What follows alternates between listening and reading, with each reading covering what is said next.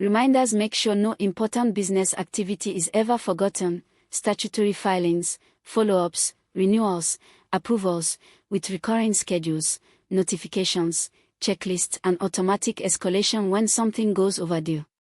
It is an optional add-on, so we switch it on from the module store. Here is reminder management in the store, with its own features laid out, recurring schedules, checklist, multi-channel notifications, auto-escalation, approvals, templates, a calendar, and dashboards.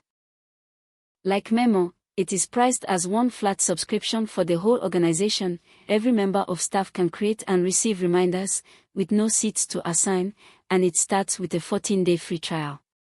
We start the trial. We confirm.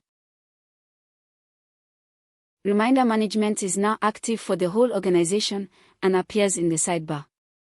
In the next videos we will set it up, create reminders, and see the calendar, the dashboard and the reports.